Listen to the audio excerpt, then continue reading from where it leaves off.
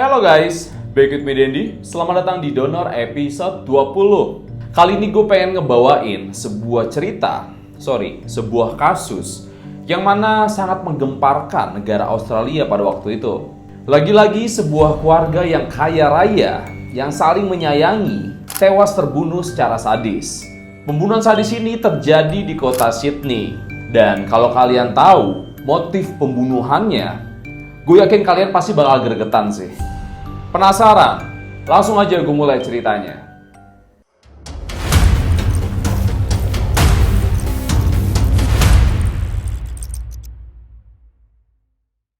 Keluarga Gonzalez, keluarga yang kaya raya yang berasal dari negara Filipina. Terdiri dari seorang ayah yang bernama Teddy Gonzalez. Dia merupakan seorang pebisnis dan juga seorang pengacara. Dan Teddy ini punya sebuah hotel miliknya sendiri di negara Filipina. Teddy punya seorang istri yang bernama Mary Loiva. Mereka ini menikah di tahun 1977. Dari mereka berdua, lahirlah seorang anak laki-laki yang bernama Seth Gonzalez di tahun 1980. Dan 3 tahun setelahnya, Teddy dan Loiva punya anak lagi, perempuan bernama Claudine, di tahun 1983. Ada sebuah musibah besar yang terjadi di negara Filipina. Di tahun 1990, terjadi sebuah gempa yang sangat besar dengan getaran 7,7 skala Richter. Dan gempa bumi ini membuat bisnisnya si Teddy, hotelnya itu, menjadi hancur dan rata dengan tanah. Setelah kejadian itu, keluarga Gonzalez akhirnya memutuskan untuk pindah ke negara Australia dan menetap di kota Sydney. Di sana, Teddy melanjutkan karirnya sebagai seorang pengacara dan membuka firma hukumnya sendiri atau kantor hukumnya sendiri yang berspesialisasi pada hal hukum imigrasi. Mary Loiva, istrinya, ikut juga bekerja di kantor itu. Tahun 2001, sekarang Seth sudah berumur 21 tahun dan adiknya, Claudine, berumur 18 tahun. Teddy dan Loiva sangat berharap sama kedua anaknya ini. Mereka pengen Seth dan Claudine ini unggul di bidang akademis dan melanjutkan karir mereka untuk menjadi seorang pengacara atau enggak seorang dokter. Mereka berdua akhirnya mendidik Seth dan Claudine ini dengan sangat ketat. Supaya nggak ada yang ganggu mereka sekolah, Claudine yang pada saat itu punya pacar, sampai disuruh tinggal sama saudaranya yang ada di kota Melbourne dan melanjutkan sekolahnya di sana. Sementara si Seth, pada waktu itu sih dia belum punya pacar ya. Dan ternyata Seth ini sekolahnya ternyata nggak pinter-pinter banget, lebih ke arah bodoh lah gitu. Seth ini punya passion dalam hal bermusik, dan dia adalah seorang penyanyi di sebuah band a cappella. Tapi Teddy dan Mary ini lebih suka Seth ini banyak belajar dibanding main musik. Dan demi memenuhi ekspektasi kedua orang tuanya, Seth ini mencoba mendaftar di jurusan kedokteran di Universitas New South Wales. Tapi sayangnya, 2 tahun kemudian, Seth ini di DO karena nilai akademisnya yang buruk. Sempat ribut lah tuh si Teddy sama si Seth. Teddy ini nggak nyangka, wah ternyata anak gue ini bodoh ya. Kemudian Teddy menyuruh Seth untuk mengambil kuliah hukum. Karena di pikiran Teddy, mungkin bakatnya si Seth ini ada di dunia hukum. Jadi dia mau nyuruh Seth untuk menjadi seorang pengacara aja. Seth lalu berkuliah di Macquarie University. Setelah beberapa tahun kuliah, dilihat Seth ini kayaknya lancar-lancar aja nih kuliahnya. Nilainya bagus-bagus, dia juga sering mengikuti seminar-seminar yang ada di kampusnya, dan juga dia sering ngikutin kayak les-les pengacara gitu. Di matanya Teddy dan Mary, kayaknya anak ini bakalan sukses deh di dunia hukum, pikirnya pada saat itu. Tapi kenyataannya, Seth ini ternyata hampir juga di DO dari Macquarie University karena sering bolos dan juga selalu gagal dalam ujian. Jadi ternyata Seth ini malsuin semua nilainya dan juga dokumen-dokumen yang akan diberikan kepada orang tuanya. Teddy yang tahu anaknya ini malsuin semua nilainya akhirnya marah besar dan menyita mobilnya si Seth dan juga memotong uang bulannya si Seth ini. Teddy pun mengancam jika Seth tidak memperbaiki nilainya pada akhir semester ini, dia akan diusir dari keluarga Gonzalez. Bukan diusir dari rumah ya guys, tapi dicoret dari kakak.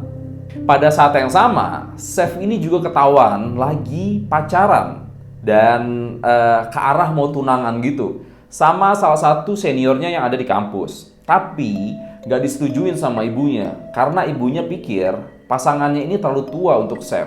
Jadi Chef dan pacarnya ini umurnya beda 4 tahun gitu. Setelah kejadian itu, Chef ini berpikir, wah, kayaknya masa seneng-seneng gue bakalan berakhir deh. Mobil mau diambil, uang bulanan pun dipotong. Gue kayaknya nggak bakal bisa hidup santai lagi kayak biasanya. Dan karena dia nggak yakin dengan kemampuannya dan bisa memberikan nilai bagus untuk Teddy dan Mary, dia akhirnya memutuskan untuk membunuh keluarganya sendiri.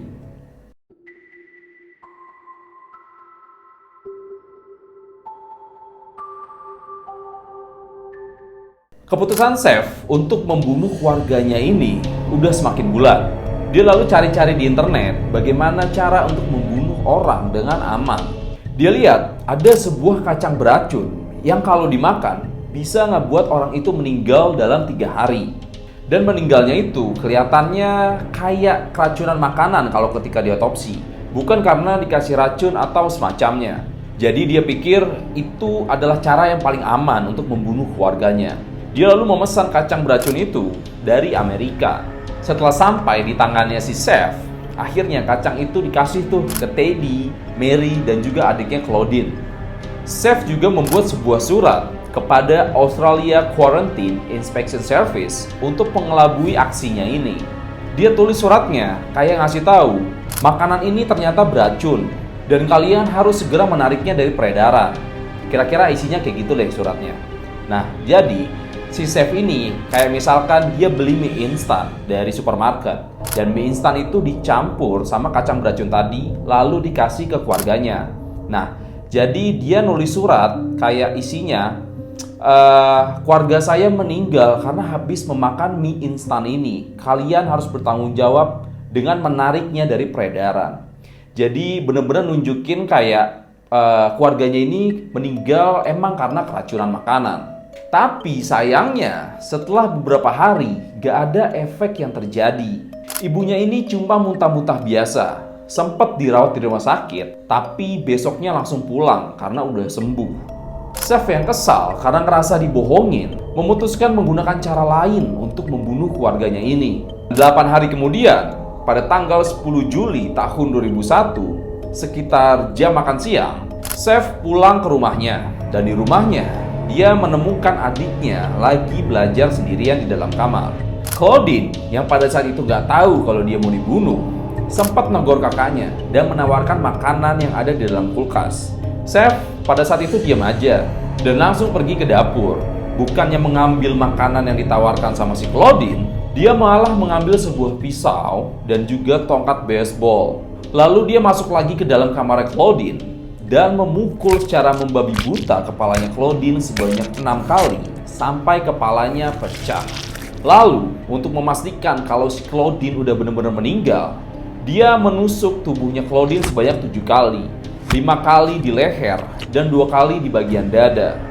Pukul setengah 6 sore, Mary Loiva baru aja pulang dari kantornya. Dan ketika buka pintu depan, baru aja mau buka sepatu, lehernya Mary langsung ditusuk sama si Chef. Dan Teddy Gonzalez dibunuh paling terakhir ketika dia baru aja pulang dari kantornya sekitar jam 7 malam. Ketika Teddy ini buka pintu rumah, Chef langsung menusuk lehernya Teddy secara membabi buta dan juga menusuk dada dan jantungnya berkali-kali. Gilanya, pas ketika Chef ini lagi menusuk lehernya si Teddy, ibunya ini ternyata masih hidup, guys. Dan ibunya ini mencoba kabur pergi dari rumahnya, kayak lagi ngerangkak gitu. Tapi kemudian Chef ini ngeliat kalau ibunya masih hidup. Lalu dia nyamperin ibunya dan disayat lehernya sampai hampir putus. Biar mastiin kalau kali ini ibunya udah benar-benar meninggal.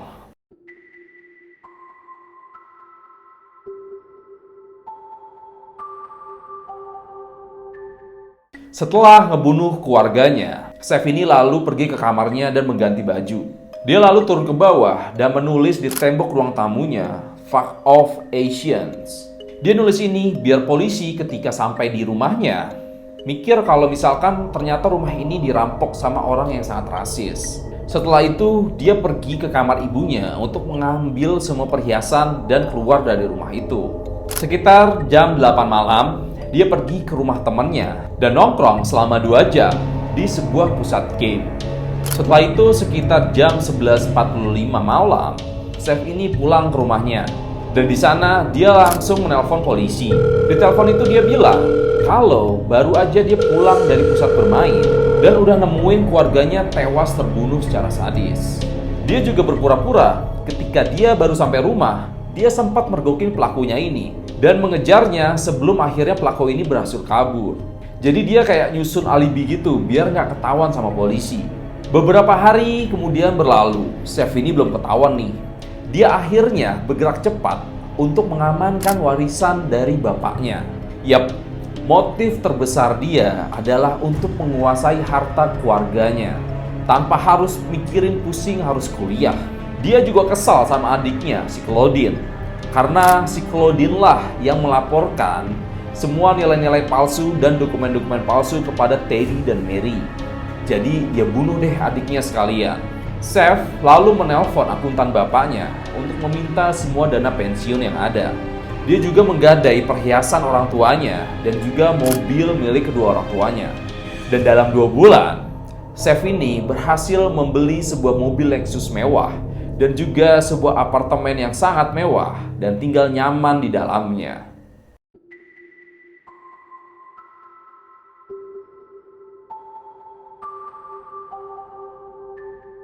Kesenangan Chef gak berlangsung lama guys. Polisi sebenarnya curiga sama si Chef ini.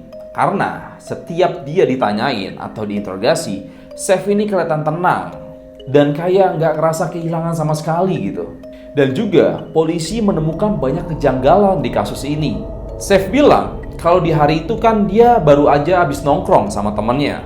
Dan pulang-pulang udah nemuin keluarganya tewas terbunuh. Tapi kenyataannya ada seorang klien bapaknya yang mengaku dia melihat mobilnya Chef terparkir di rumahnya sekitar jam 4:30 sore. Pas dia lagi masukin dokumen ke dalam kotak pos rumahnya Teddy. Tantenya ini juga ngeliat mobilnya Chef terparkir di rumahnya ketika dia lagi mau ngejemput anaknya pulang sekolah sekitar jam 5:30 sore. Chef yang hampir ketawa akhirnya membuat alibi baru. Kalau dia emang sempat pulang ke rumah, tapi nggak masuk ke dalam rumahnya sama sekali. Jadi pas dia parkir, dia langsung pergi lagi naik taksi. Dia mengaku kalau dia pergi ke rumah bordir pada waktu itu. Dia bilang kalau dia malu untuk menceritakan hal ini kepada polisi. Ya namanya polisi ya. Polisi ini ngecek secara detail. Pada hari itu, Chef nggak terbukti kalau dia memesan sebuah taksi. Dan polisi ini juga nyamperin ke rumah bordir yang dimaksud sama si Chef. Pas dicek, Chef ini juga nggak pernah masuk ke dalam rumah bordir itu. Terus, polisi juga menemukan sebuah tinta di jaketnya Chef yang dia pakai pada hari itu. Dan tinta ini sama dengan tinta yang ada di coretan di tembok ruang tamunya si Chef yang tulisannya Fuck Off Asians. Jadi makin yakin dong polisinya kalau emang dialah yang ngebunuh keluarganya ini. Belum lagi, Chef ini sempat mengaku mendapatkan sebuah email dari pelaku pembunuhannya. Kalau dia meminta uang dan berjanji akan membunuh Chef kalau uangnya itu nggak diberikan. Polisi nggak percaya sama isi email itu. Dan pada tanggal 13 Juni tahun 2002, Chef ditangkap di apartemen mewahnya. Dan setelah penyelidikan selama 2 tahun, Chef dinyatakan bersalah atas pembunuhan Teddy, Mary Loiva, dan juga Claudine Gonzalez. Dia dihukum 3 kali penjara seumur hidup untuk menghormati masing-masing korban, tanpa ada kemungkinan bebas sama sekali.